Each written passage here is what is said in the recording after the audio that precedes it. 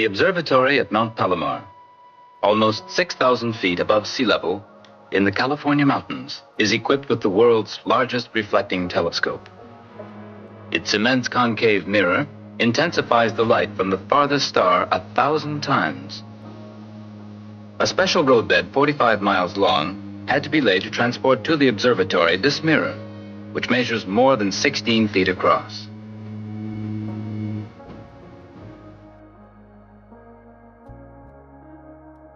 Mount Palomar telescope can probe the universe to a point 4 billion light years away. 1 light year is expressed in terms of miles by a 6 followed by 12 zeros. The nebulae photographed here are 2 billion light years from the Earth, or in miles, the figure 12 followed by 21 zeros. The giant eye of Mount Palomar can see billions of stars in the heavens. Today, scientific investigators the world over are absorbed by a fascinating question: on how many of these stars could life exist?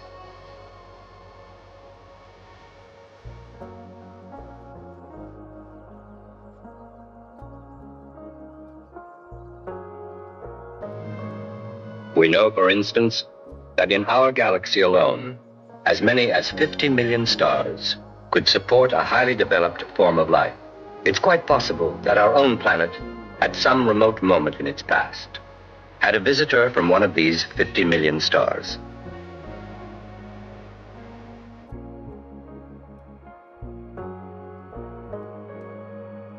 The world-renowned rocketry expert, Wernher von Braun, has stated, "I hold as a definite probability the existence of not only animal and vegetal life in the infinite reaches of the universe, but also that of intelligent beings." Professor Hermann Oberth, the father of interplanetary travel, told us this: "I believe that it's possible for unknown foreign beings of a superior intelligence to have visited our planet at a remote point in time. Scientists are quick to adopt a negative attitude towards new ideas. When the railroad was invented, they protested that humans were incapable of withstanding speeds of over 20 miles an hour." The Russian scientist Kazantsev, member of the Moscow Academy of Natural Science, asserts, "To the question of whether extraterrestrial beings, gifted with intelligence, have ever visited the Earth, I would reply in the affirmative." At the Academy of Science in Minsk, Dr. Vyacheslav Setsev has declared, "Personally, I'm absolutely convinced that extraterrestrial creatures have stopped on our planet because of the many traces they left behind. We have not yet learned how to interpret their traces. Only as we reach for the stars ourselves does the idea of earlier interplanetary contact with Earth become conceivable."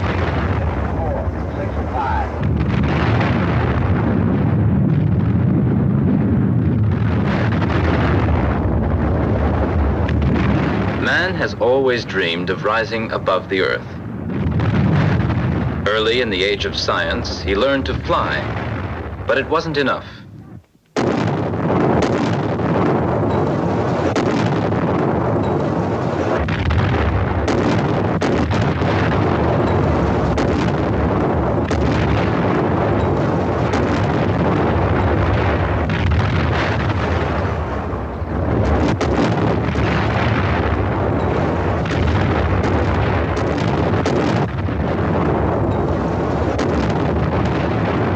He reached for the moon and found it within his grasp. The stunning advancement of rocket technology has put the entire heavens within our reach. In the course of this century, man will land on Mars, in the next one, on Venus.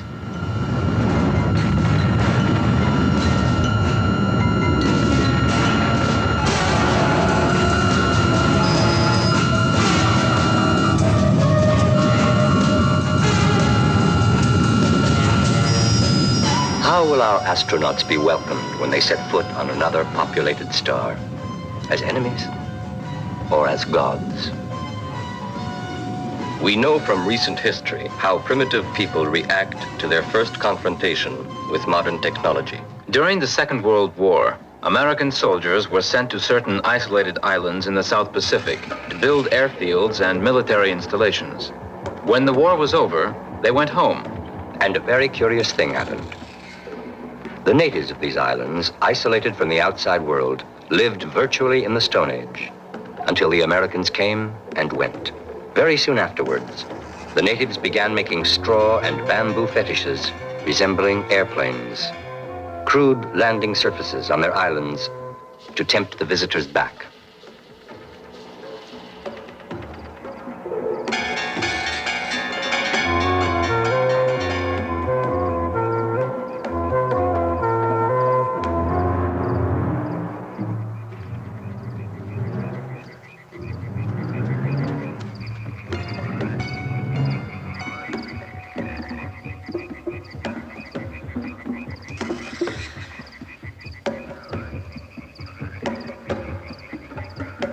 The strangers had brought fabulous treasure with them from the skies.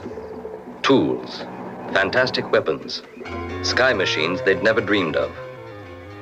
What else but gods could possess such superior knowledge?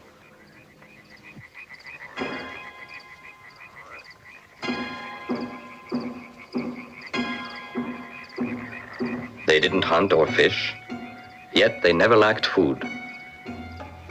They came from heaven. They had to be gods. They must be lured back. The natives offered fiery sacrifices. They scanned the heavens, day and night, watching and waiting.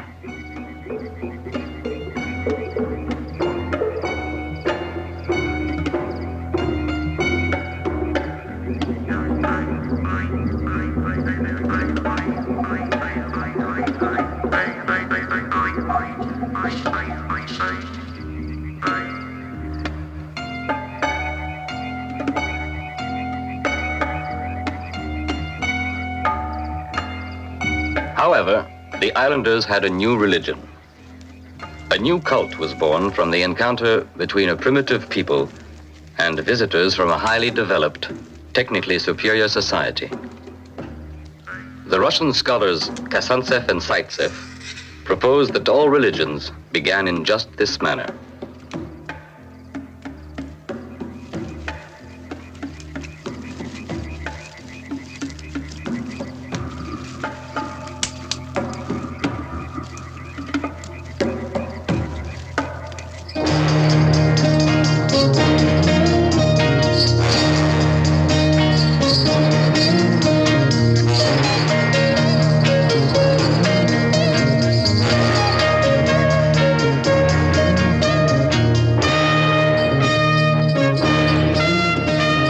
In Mexico and South America, from Egypt to India, throughout the world, people have fables, legends, and even religions which center around visits from foreign astronauts.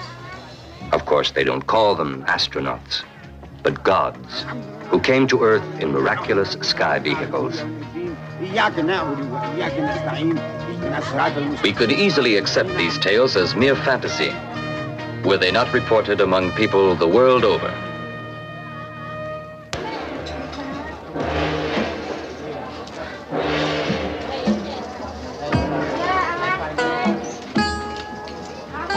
Written accounts of godlike visitors abound. For example, in the books of the Tibetan Kanshur. The Kanshur consists of over 1,000 volumes containing the holy texts of Lamaism. The secret code of these texts is the most complex devised by man.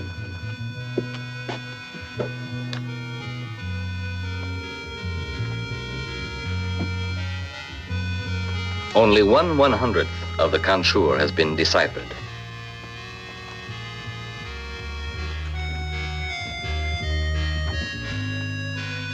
The resulting texts, which we can now read, are full of references to gods appearing in the sky, of the luminous pearls and transparent spheres that these gods lived in. Once these books have been completely deciphered, they are bound to yield much more information about these mysterious space visitors.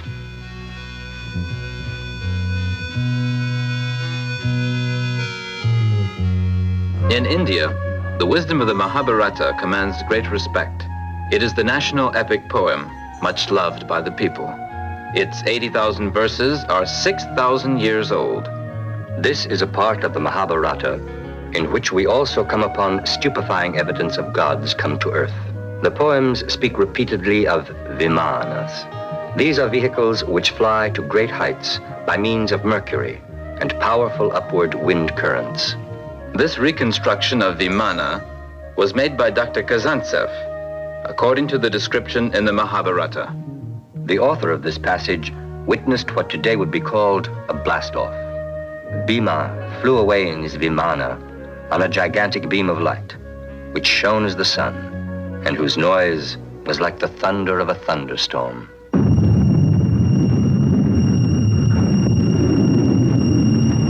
Our search for further evidence of visitors from other worlds takes us to Baghdad, the capital of Iraq, the land between two rivers.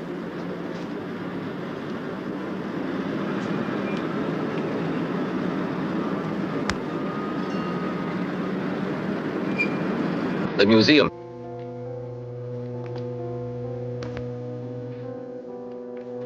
We are flying over the Dead Sea.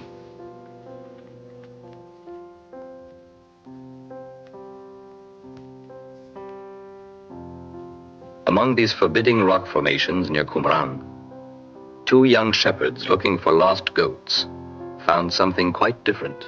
In these caves, in 1947, they came upon the so-called Dead Sea Scrolls. They were inscribed on leather about 2,000 years ago.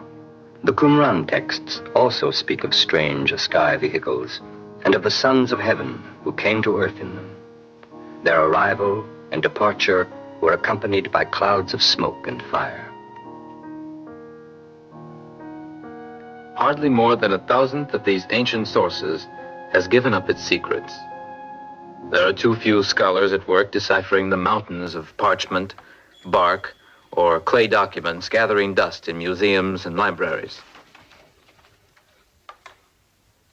Moreover, what little has been decoded calls for careful study to determine just what verifiable facts they contain.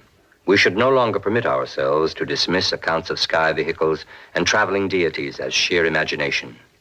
There is a lesson in the reaction of those South Sea Islanders to their first experience with white men and airplanes. If they'd known how to write, surely their impressions would make fantastic reading. We would be wise to discover what truths lie behind the legends and myths of ancient times, to take them seriously. One man did just that 100 years ago. Here on the shores of Asia Minor, in 1864, a man came searching for the legendary city of Troy.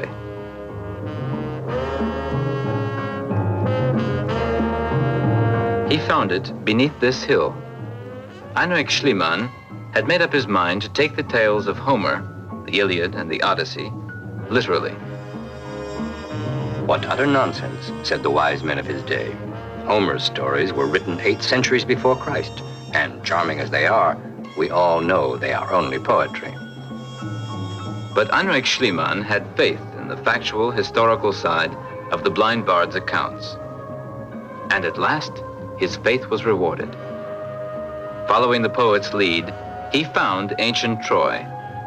Imagine his pleasure in giving his wife jewelry he had unearthed in Priam's royal treasure house. Imagine his satisfaction in locating Troy exactly where Homer said it was. Schliemann was ridiculed in his own day. Today, he is considered one of the greatest archaeologists of all times. Following his example, let's take another great document literally. The Bible says, "Then the Lord rained on Sodom and Gomorrah brimstone and fire." What actually happened? Certainly the 19th chapter of the first book of Moses describes a dramatic event. God sent his messengers to warn Lot's family of impending disaster. The angels told Lot, "Flee for your life. Do not look back or stop anywhere in the valley. Flee to the hills, lest you be consumed." Today, of course, we know that a mountain offers protection from radioactivity. The messengers were insistent that he leave the city immediately. We might well wonder if they had foreknowledge of an atomic explosion.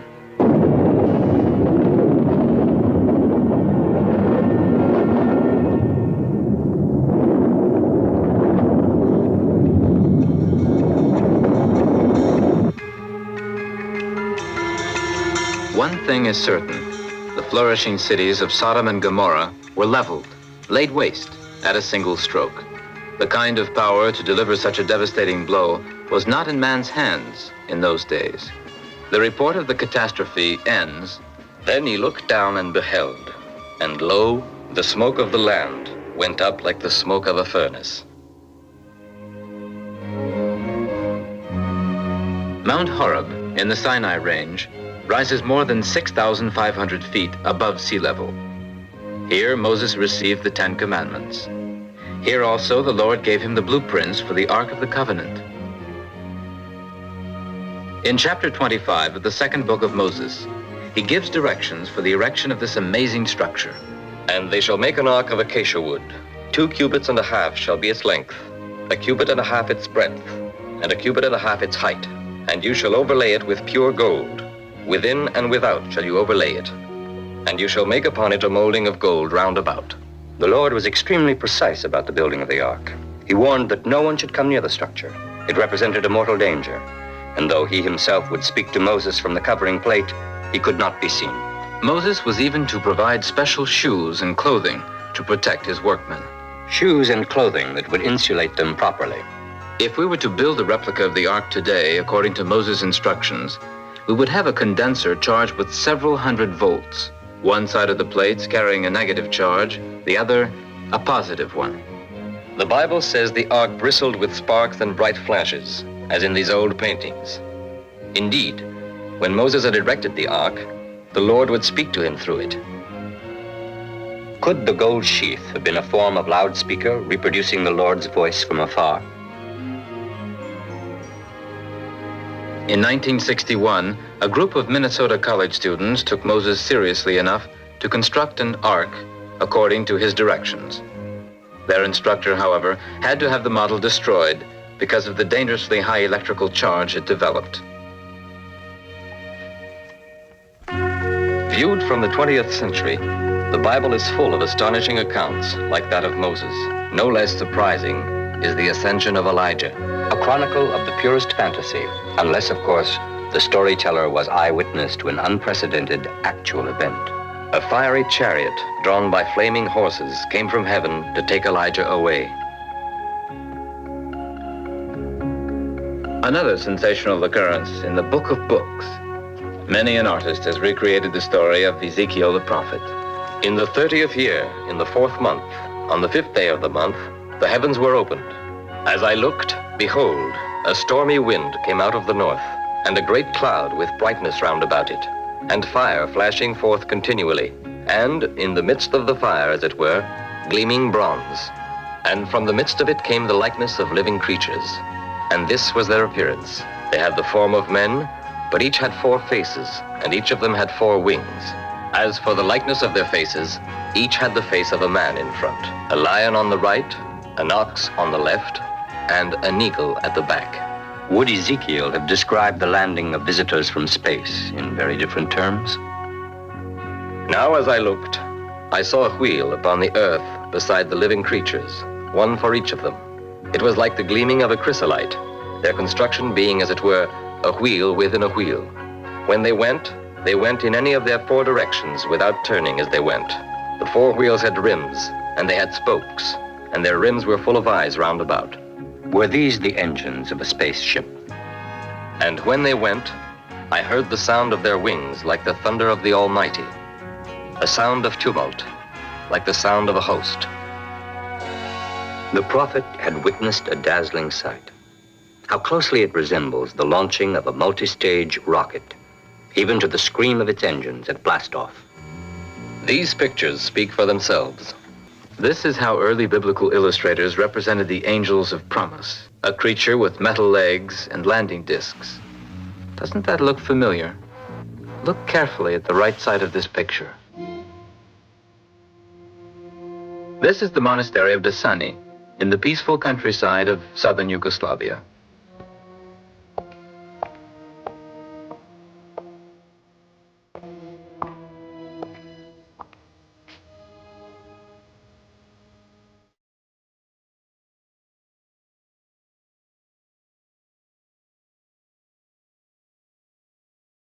The church was decorated with frescoes in the middle of the 14th century.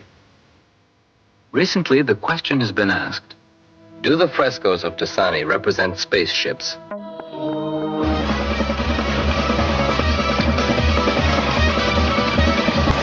Yes, they do look a bit like spaceships. In the first ship, we see a man seated, his hand on a stick shift. He is definitely observing the second spaceship. Please note the aerodynamic form. Jets are clearly seen.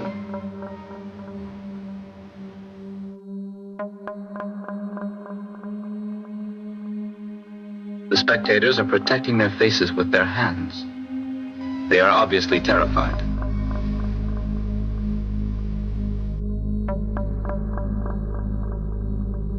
There's no explanation for the origin or purpose of these fantastic pictures, nor for the prehistoric rock paintings discovered at Val Camonica near Brescia in Italy. There are portrayals of strange gods in bulky primitive overalls. Their helmets seem to carry antennae.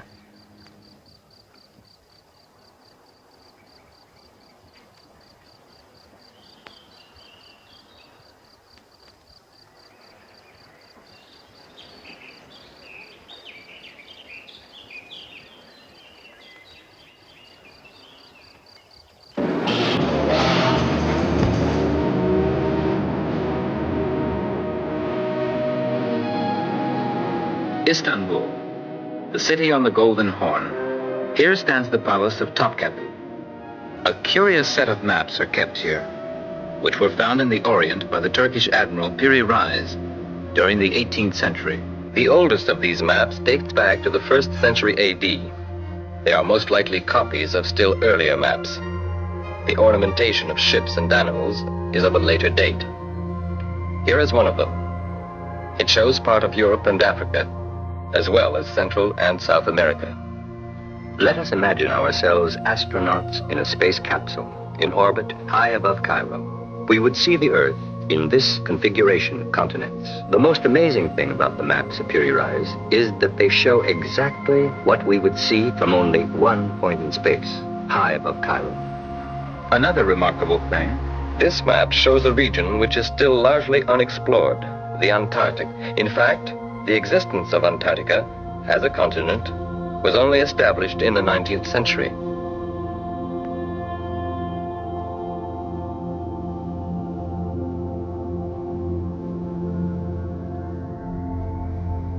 However, this map dates from 1532. We can only conclude that these ancient charts represent what was seen by someone at a great distance from the Earth itself.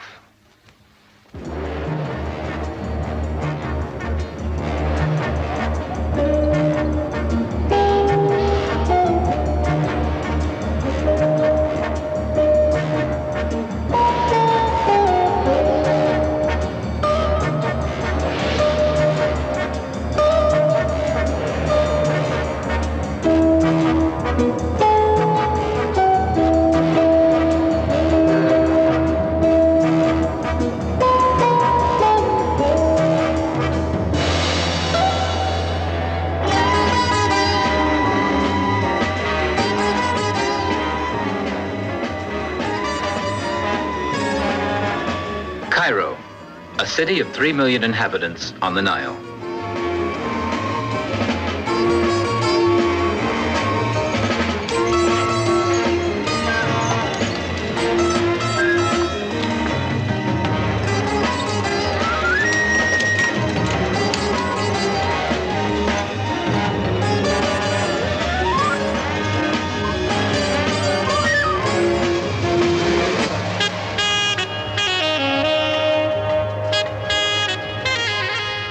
Miles from Cairo is Gizeh, the site of the most enigmatic structures known to mankind, the pyramids.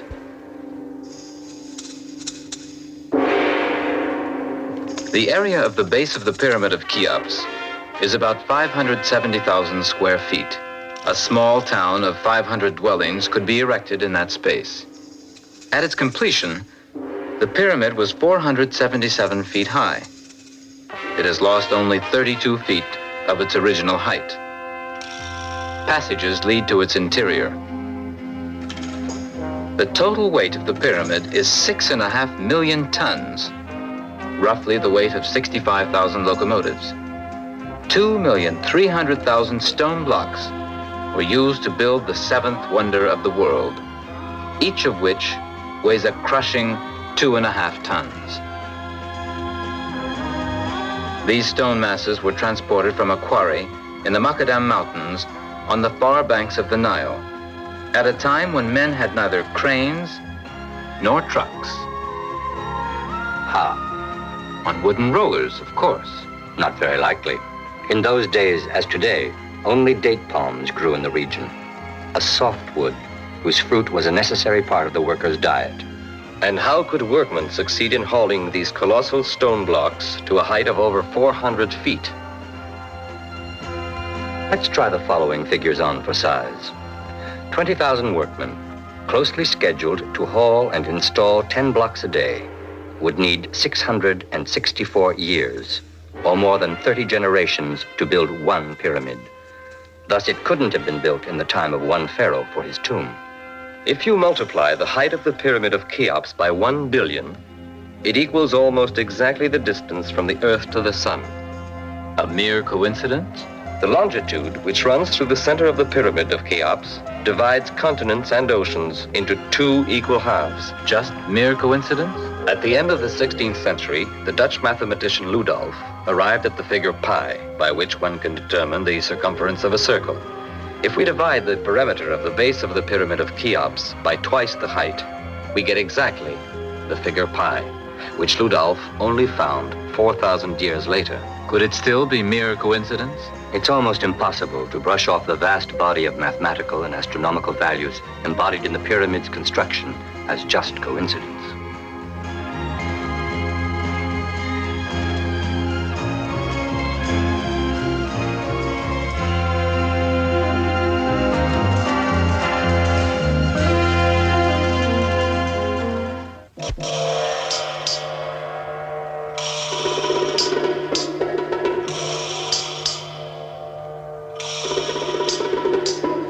This is the Pyramid of Khafre. In 1967, a team of scholars scanned the interior of this pyramid with radar in hopes of finding hidden cavities, but without results. Their efforts shed no light on its construction. An old Egyptian proverb says, "The world fears time, but time fears only the pyramids."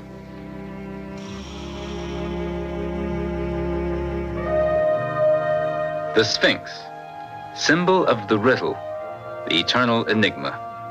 65 feet high, 237 feet long. Its age is unknown.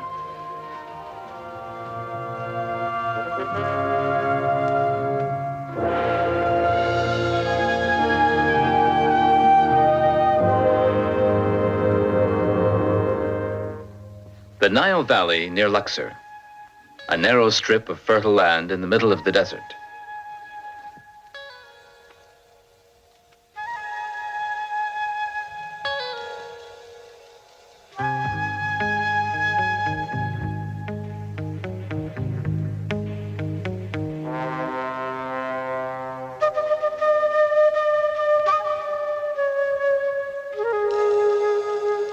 Before us stretches the Valley of the Kings. This valley was a royal burial ground at the time of the pharaohs. Behind these cave-like entrances are steep stairs and endless crooked passages leading to the stone crypts. The crypt of King Sethos II is 300 feet deep in the interior. His burial chamber, its rectangular columns and decorative reliefs are carved directly out of the rock. Here, as in other tombs, we find fascinating wall paintings. They were achieved without daylight.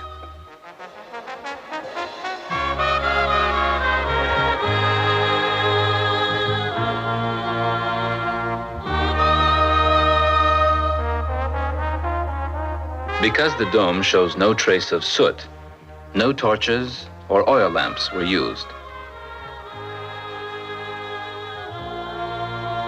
Scholars have suggested that these ancient artists brought sunlight into the crypts by means of a complicated system of mirrors. The silver mirrors of that early period reflected only 40% of the light. which is why they needed so many mirrors.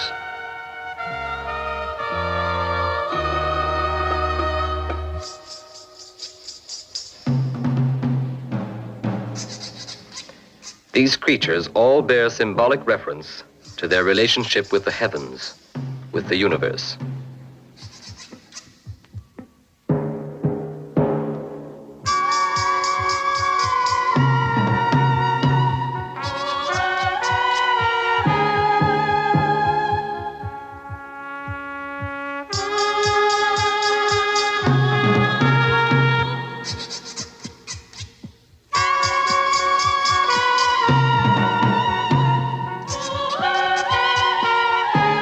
The tomb of Tutankhamun is the smallest but most famous of these royal grave sites.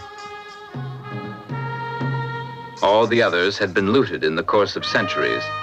Only this one retained its treasures until modern times. A 19-year-old god king was laid to rest here to await the day of his resurrection from the dead. This mummy was embalmed at least 3,000 years ago, prepared for a physical rising from the dead. Mummies were consigned to the most secure resting places that could be designed. Until recently, embalming was thought to be a religious custom. The theory has been advanced that embalming was a skillful imitation of a physical conservation method employed by extraterrestrial visitors, attempted unsuccessfully by the Egyptians.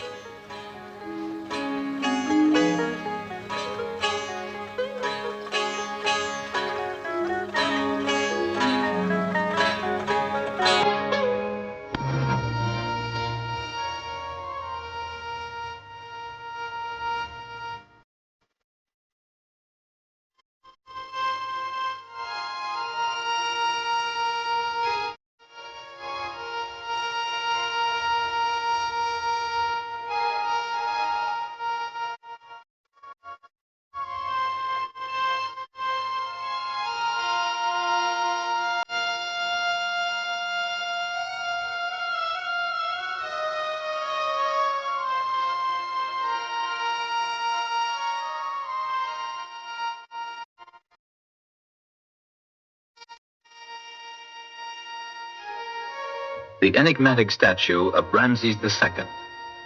Wars have destroyed it. 3,000 years old, hewn from a single rock, weighing 1,200 tons, was brought from the quarries of Macadam, 370 miles away. No one knows how.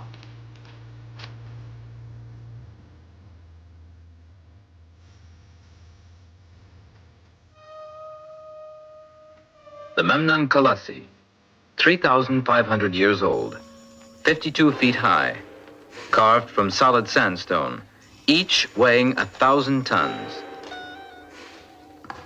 They too came from the Macadam Mountains. No one knows how.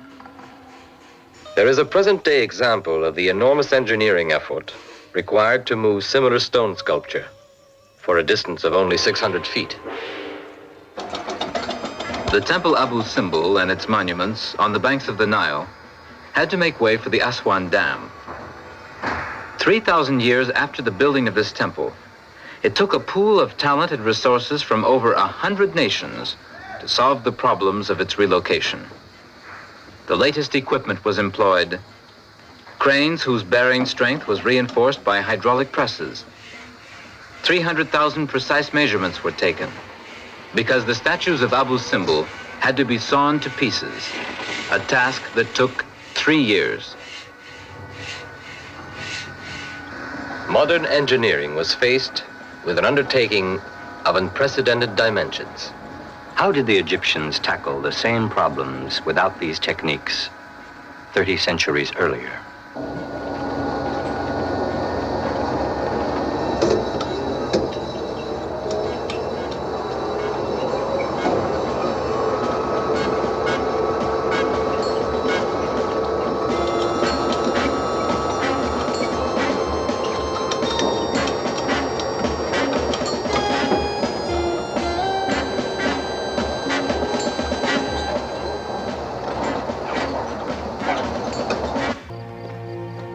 It was destined for Baalbek in Lebanon, 2 hours by car from Beirut.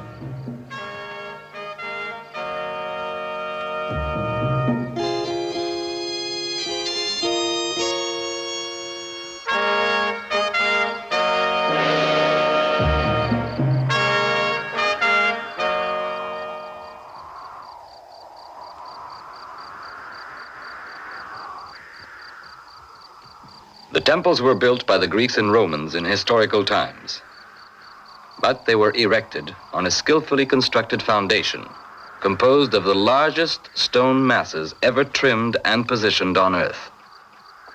The largest of these blocks are 65 feet long, 15 feet high, and over 12 feet wide, and weigh almost 2,000 tons. This terrace was ancient when the temples were built on it. Archaeologists still have no explanation for the terrace, nor for the transport of its components.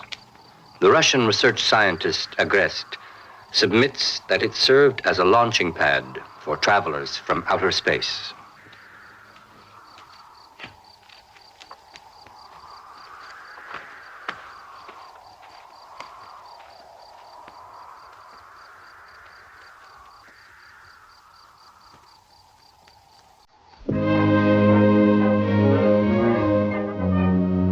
Our next stop is far to the southwest, the oasis of Janet, in the middle of the Sahara, 1,200 miles south of Algiers.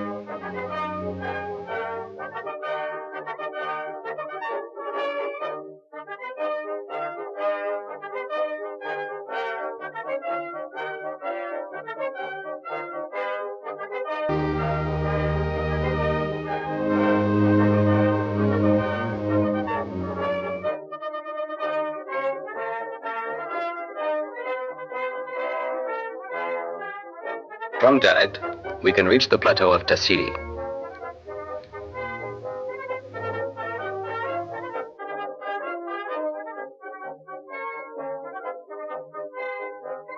The terrain resembles the lunar surface, bare, reddish outcroppings of rock in a sandy desert. The Sahara was once a fertile area. 15,000 years ago, it was the most densely populated corner of the world. The mountain faces were eaten away by sun and storm. The icy northern wind lashes through the canyons 6,500 feet above the scorching desert floor.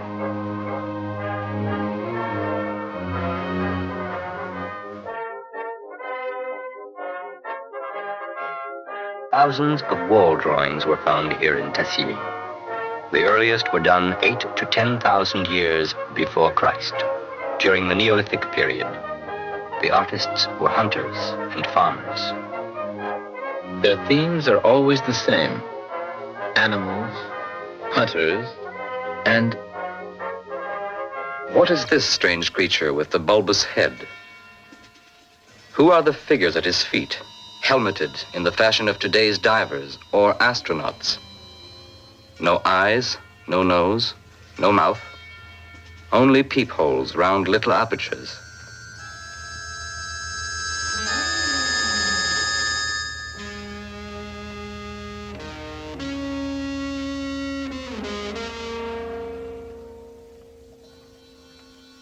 A body that seems to be floating effortlessly in space.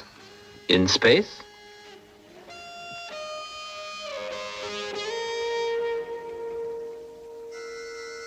The puzzle here is that our prehistoric artists represented the men and animals around them with great fidelity as to shape and proportion.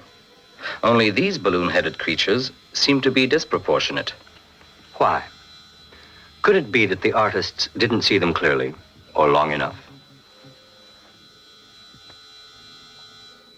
For 6 days we trek onward, sleeping beneath the sparkling, starry desert sky.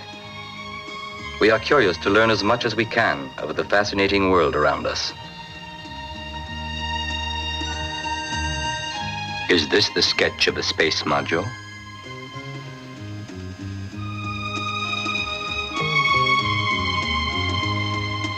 What is this lumpy disc with a figure separating from it?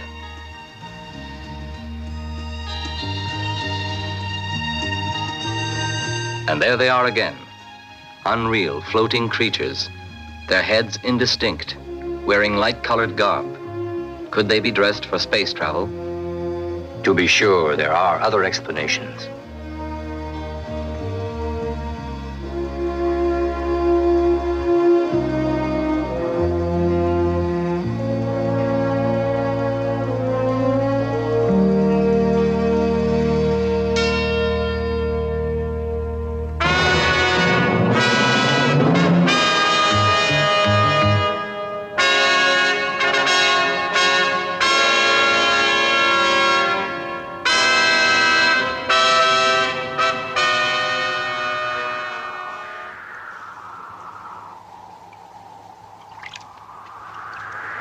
The last of our drinking water is sprinkled on the rocks to bring out the ancient drawings.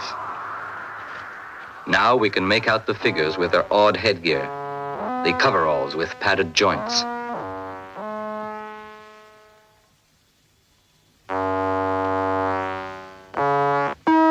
After 10,000 years, the contours have become blurred.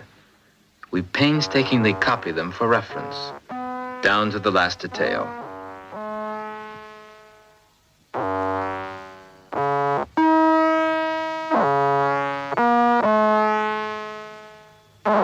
Henri Lutte, the French archaeologist, found the image of a 19-foot giant on this steep curved wall, protected by a rocky ledge. He called him the great god Mars.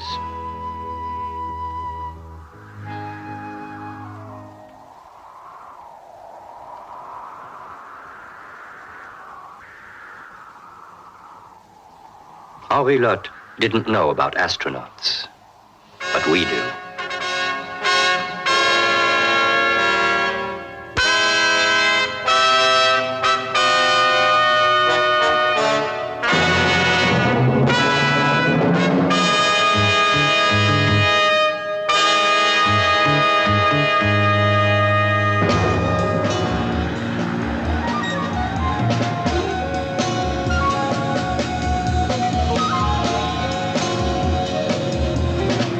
Beneath us lies darkest Africa, the bushlands of southern Rhodesia.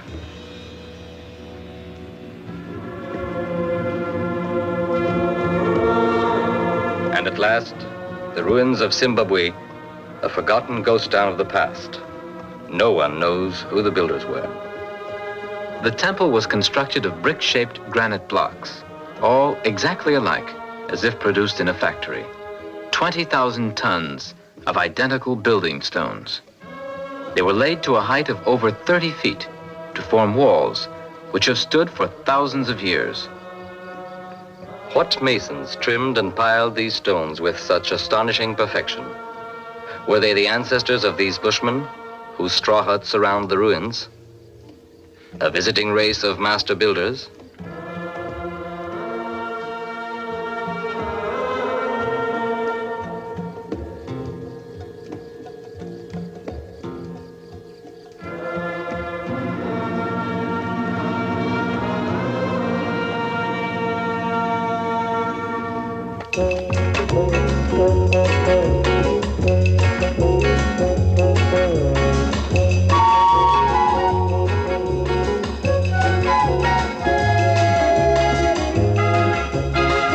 Mexico, a land where gods were once quite at home.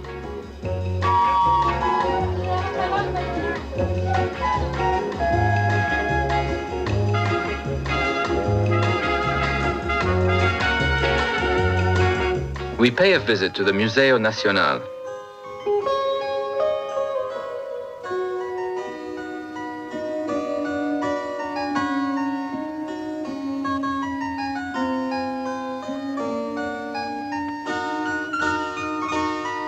Here we find this huge Aztec calendar stone. It is more than 11 feet across and weighs 24 tons. Originally, it was brightly painted and stood before the temple of the sun god. The stylized symbols express the results of astronomical observations, the precision of which is astonishing. The Aztecs calculated their year by the sun and the moon, and came up with a period consisting of 365 1/4 days. They arrived at this exact figure without telescopes or mathematical instruments. Could their knowledge have come from extraterrestrial sources?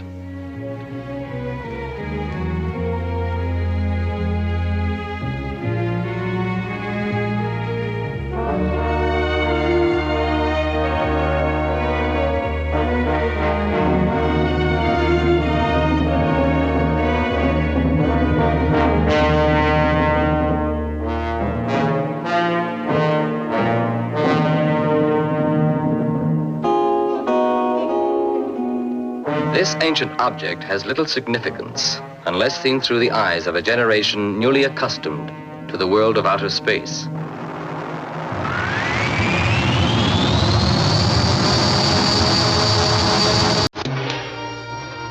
Hidden beneath this hill lies yet another wonder of the world, the Pyramid of Cholula, by volume, the largest construction made by man. It took 6 centuries to build. Its base measures 1,000 by 1,170 feet. It is 178 feet high. The Pyramid of Cholula has a volume of over 3 million cubic yards. By comparison, the Pyramid of Cheops is smaller by 500,000 cubic yards. In the 16th century, the Spaniards built a church on top of it.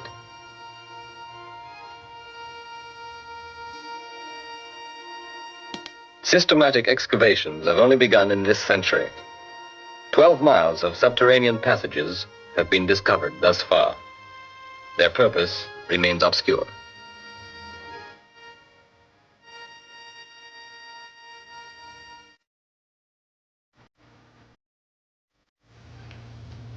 The form of the pyramid is common to many widely separated civilizations. Could there be a link between them as yet unknown to us?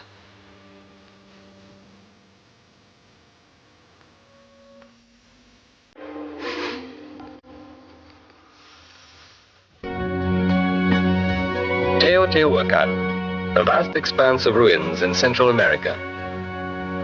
It lies an hour's drive from Mexico City at an altitude of 6,500 feet. Only a small part of the ruins has been excavated.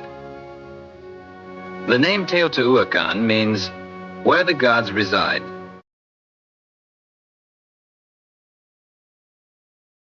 The city of the gods is dominated by the Pyramid of the Sun. Its base measures 760 by 720 feet. And rising to a height of 216 feet, it forms a small mountain weighing 2.5 million tons.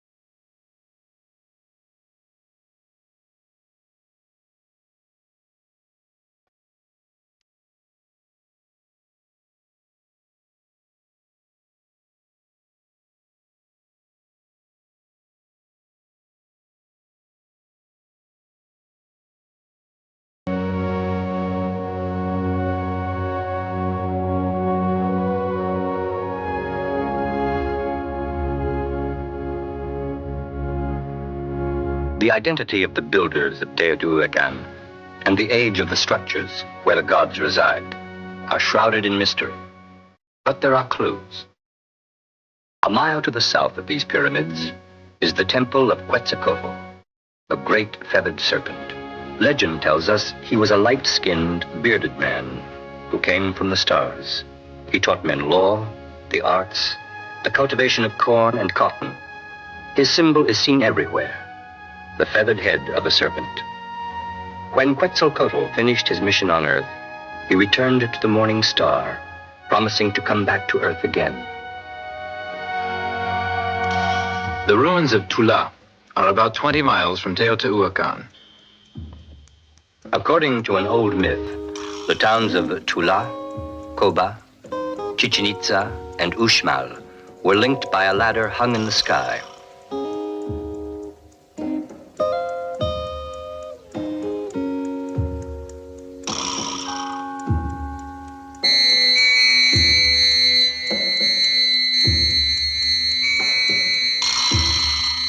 These monumental sculptures stand a silent watch, guardians of mystery. They are warriors dressed alike, wearing unusual helmets. They carry some sort of box-like unit on their chests. The tools or controls, clasped in their hands, are unrecognizable. Perhaps they are weapons or communications equipment brought from a distant star.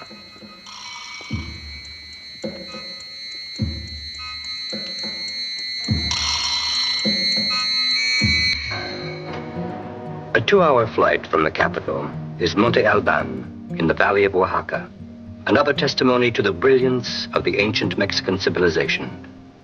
How was it conceived? Who were its architects?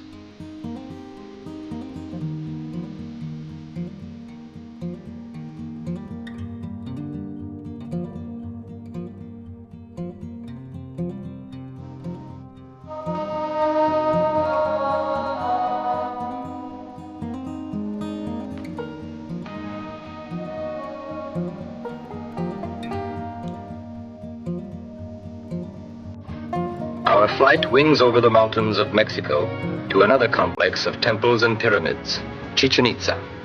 Chichen Itza is an ancient Mayan settlement in the Yucatan Peninsula.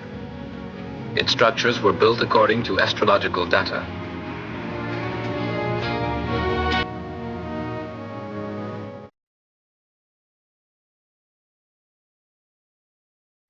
A Mayan observatory stands on 3 terraces.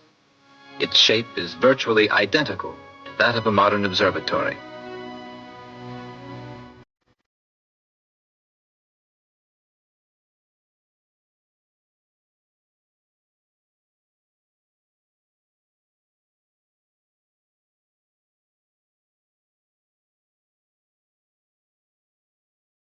Closely at this statue, a man in the confines of a small room seems to be operating a lever. There are strange projections on his helmet, resembling antennae. This pyramid is actually a huge calendar in stone. Each of the 365 steps on its 4 stairs represents one day.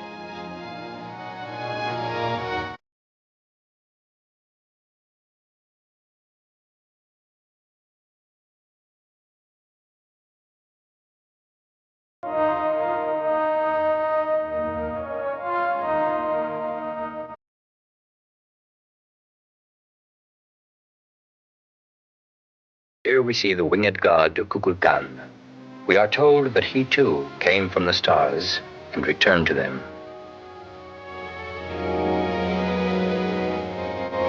He was supplanted by the bloody warrior god Shakmol. He carried a tray before him to receive offerings of human hearts.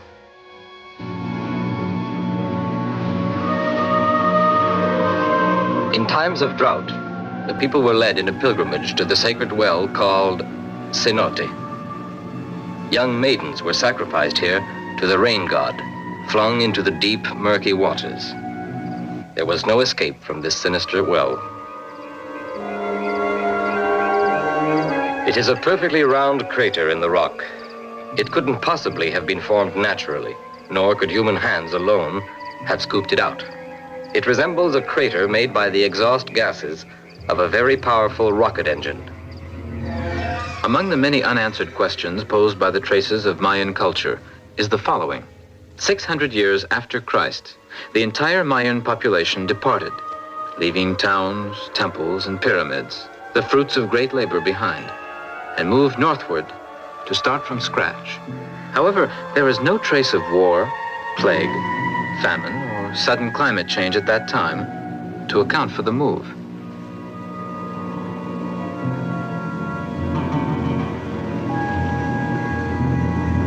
There are 16 cities in Mexico with a population of more than 100,000.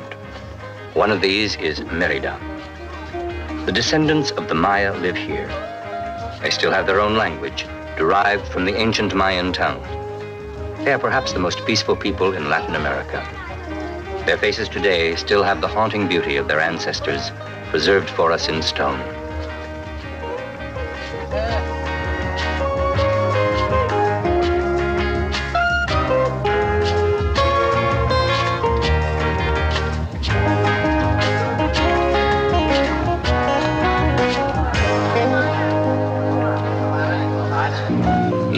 Merida, we fly over a vast swampland to arrive at La Venta. This is where we find dozens of these stoneheads, right in the middle of the swamps. Each weighs about 200 tons. There is no quarry within 80 miles, only jungle. The same question arises again. How were these mammoth statues carried over the marshy terrain?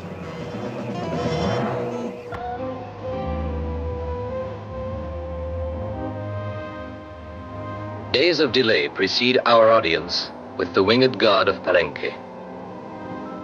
He is not an easy gentleman to see. A dome of sweltering humidity hangs over the virgin forest of Palenque.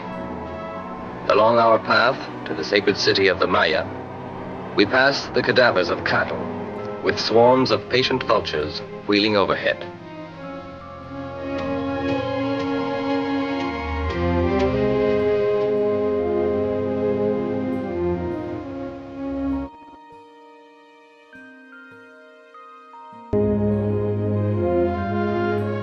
After 8 refusals, we are finally granted official permission to film this ancient celebrity. The sealed sepulchre is open to us for a brief half hour. Up a steep flight of stairs, then down into the even more stifling dampness of the interior of the tomb.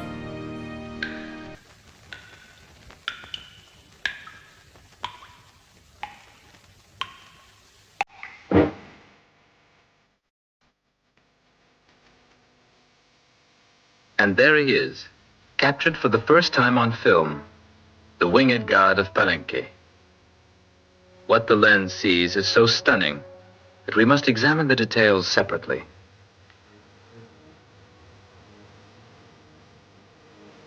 We see a man seated in a capsule, intently watching something. His hands seem to be operating some undefinable controls. His foot is pressing a pedal. At the rear of the capsule, we see jets trailing flames behind them.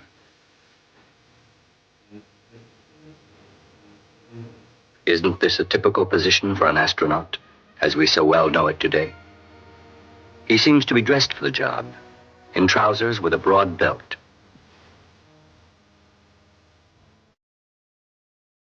A sort of jacket, tight-fitting at the wrists, like coveralls. The chair is well upholstered to absorb the shock of acceleration. A figure before controls, also dressed like an astronaut. Another jet trailing flames. This stone deity, say the Maya, represents Kukulkan, who came from the stars and returned there.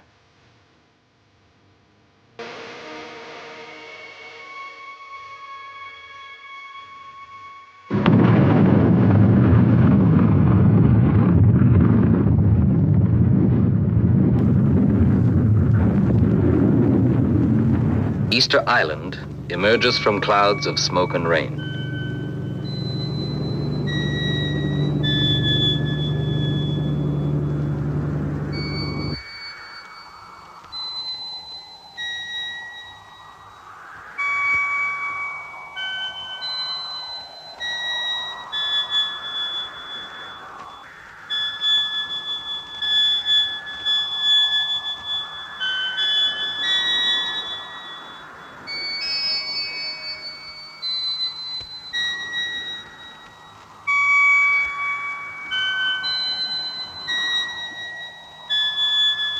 Today, the natives still call their island Matakitirani, which means eyes looking up to heaven.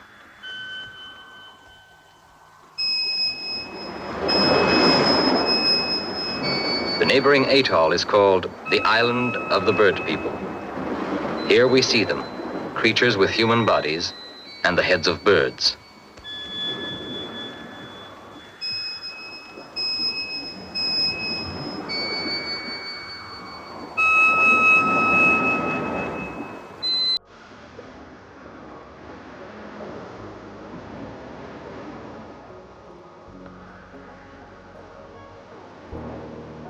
Are these really birds' heads, or do they just seem that way to the natives? They could also be helmets equipped with oxygen masks.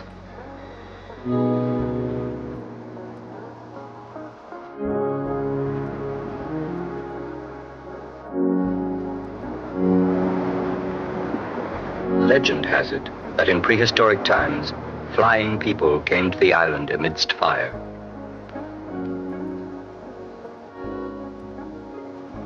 This is Makemake, the god of the island.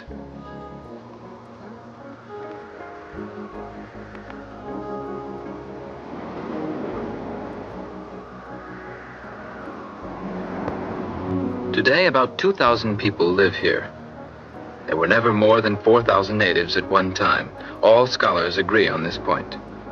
This being established, a tangle of vexing questions arises.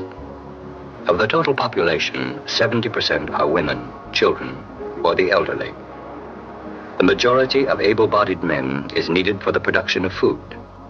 Thus, the number of workmen is so small that it would have been impossible for them to create the more than 600 gigantic stone figures found everywhere on the island.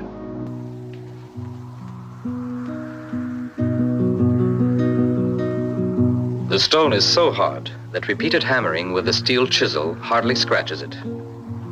Many of these stone colossi stand 65 feet high and weigh nearly 400 tons. Most of the sculptures are but partly exposed. Only excavation will reveal their true size.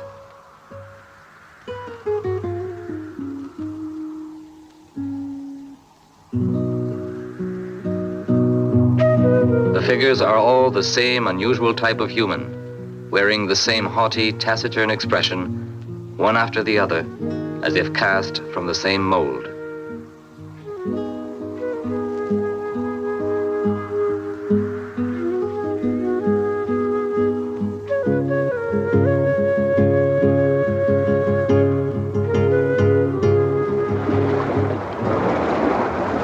Only the statue, which was unearthed by Thor Heyerdahl, is an exception.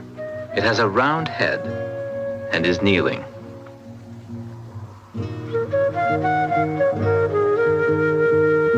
This was the stonecutter's workshop at the volcanic crater Ranoraraku. The colossi which were carved here were removed to distances of as much as 12 miles. There was no army of slaves for labor, no wood for rollers, nor the slightest traces to suggest that the sculptures were dragged across the island. The legends of Easter Island claim that the stone giants moved themselves with the help of mana, a mysterious force which only 2 priests could invoke, and that one day the priests disappeared with the mana. Was that the day their work was completed in the quarry of Ranoraraku? Or is that why there is an army of unfinished statues?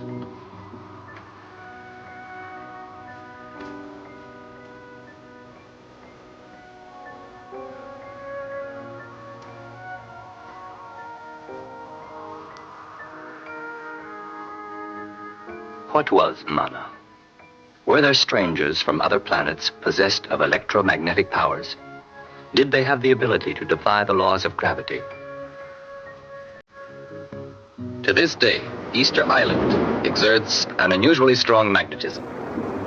The report of a French expedition in 1964 ends as follows. Since there are inexplicable magnetic forces and unusual geological phenomena on Easter Island, one cannot exclude the possibility of extraterrestrial contacts. Leads us back to South America, to Cuzco, the capital of the Inca Empire, 11,380 feet above sea level in the Peruvian Andes.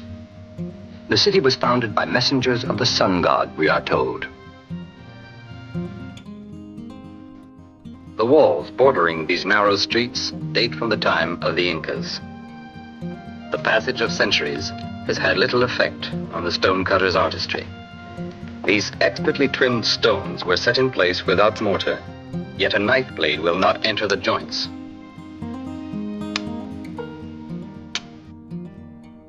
A peculiarity is the 12-sided block, so precisely executed that only the most modern equipment could equal its perfection.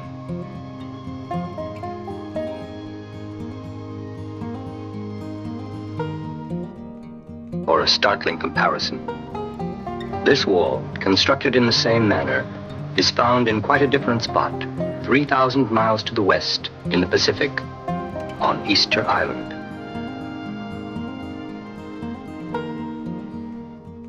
Were the masons of Easter Island and those of the Andes apprenticed to the same master builders?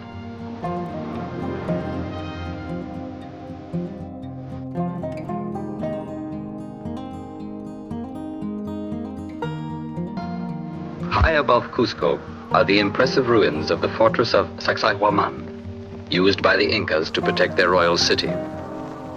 Like pieces of a puzzle, as though they were light as matchboxes, huge boulders form a wall 1,200 feet long. The fortress existed long before the Incas' time. When Pizarro, the Spanish conquistador, inquired about the builders, he was told they were a light-skinned, bearded, red-headed race of men, the descendants of Viracochas.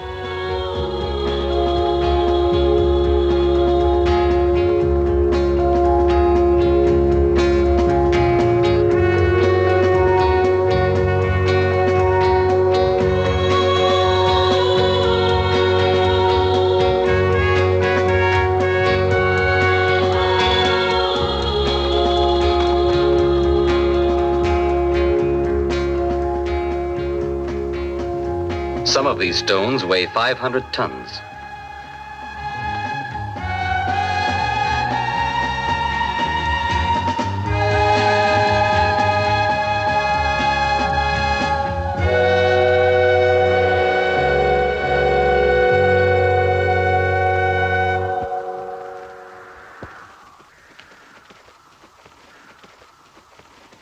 The Indians come to the market of Pisac.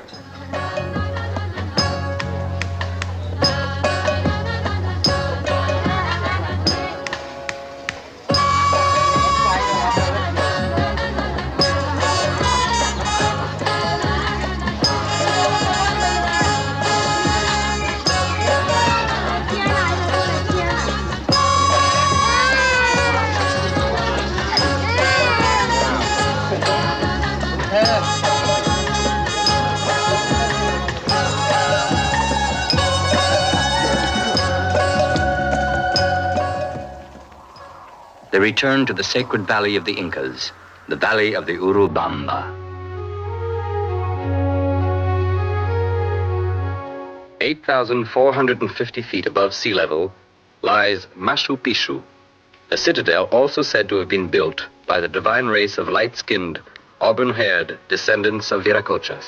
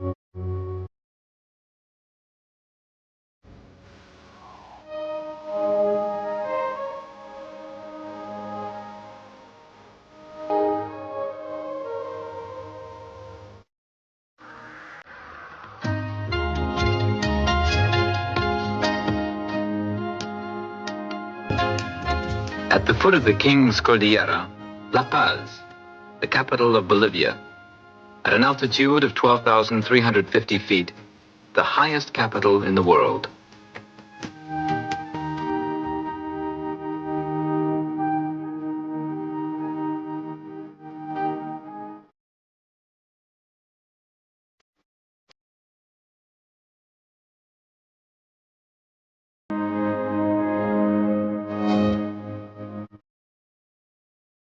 Lake Titicaca, 13,000 feet above sea level, is the highest lake in the world.